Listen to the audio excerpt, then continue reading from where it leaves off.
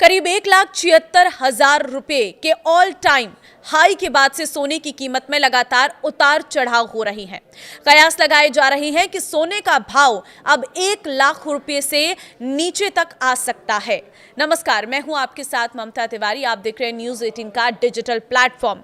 कैसे सोने का भाव 1 लाख रुपए से नीचे तक आ सकता है, इस रिपोर्ट में बता रहे हैं, ध्यान से सुनना।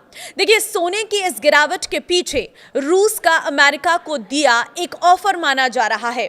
अगर अमेरिका रूस के बीच ये डील हो गई तो बाजार में कई बड़े बदलाव हो सकते हैं।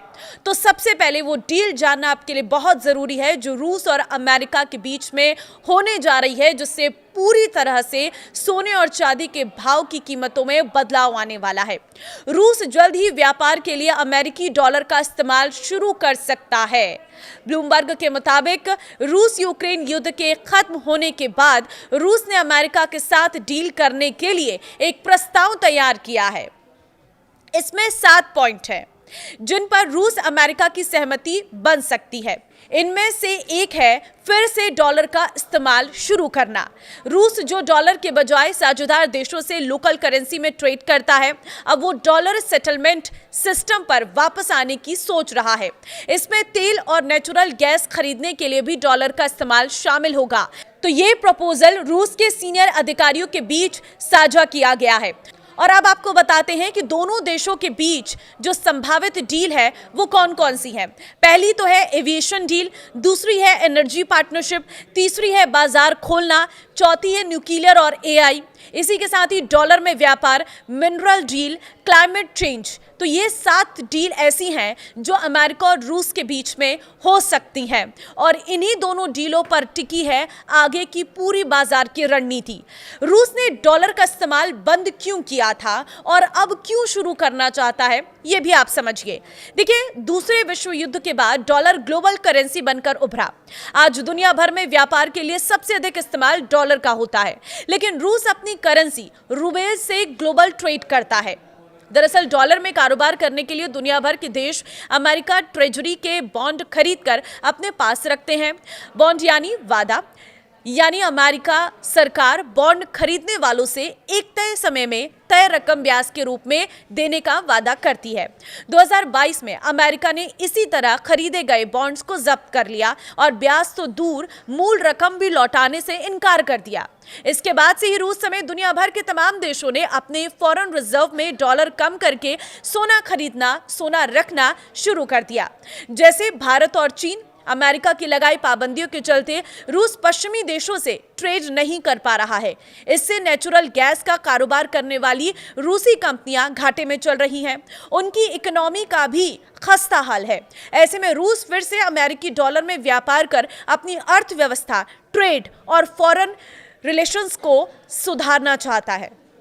तो क्या रूस के डॉलर इस्तेमाल करने से सोने के दाम घटेंगे? तो देखिए, डॉलर पर निर्भरता कम करने के लिए दुनिया के कई देश, खासकर ब्रिक्स देश, अपने रिजर्व में डॉलर कम कर रहे हैं और सोना बढ़ा रहे हैं।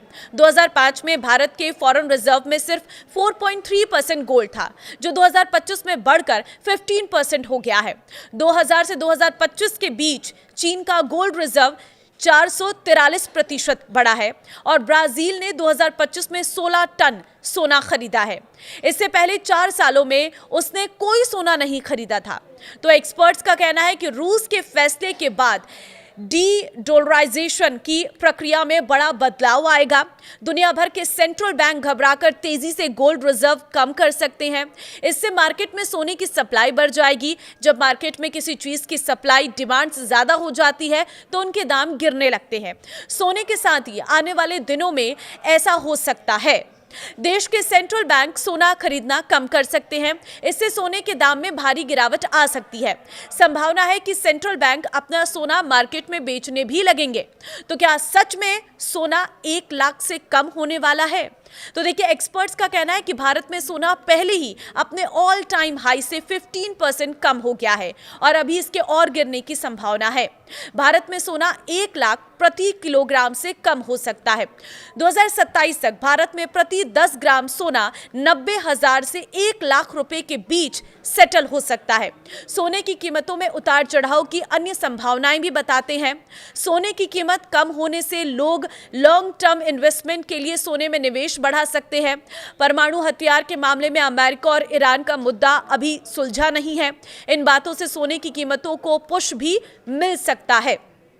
2026 में अब तक सोने के दाम में कैसे उतार चढ़ाव आए वो भी आप जानिए।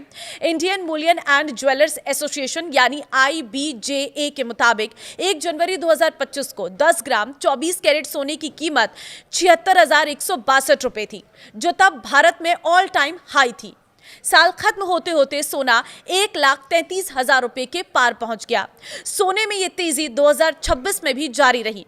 29 जनवरी को सोना 1,76,121 रुपए के ऑल टाइम हाई पर पहुंच गया, लेकिन 3 दिन बाद 1 फरवरी को ही ये गिरकर 1,48,697 रुपए पर आ गया।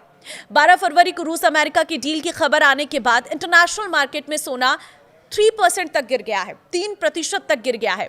भारतीय मार्केट में भी अगले दिन सोना 2,885 रुपए गिरकर 1,52,765 रुपए प्रति 10 ग्राम पर आ गया है।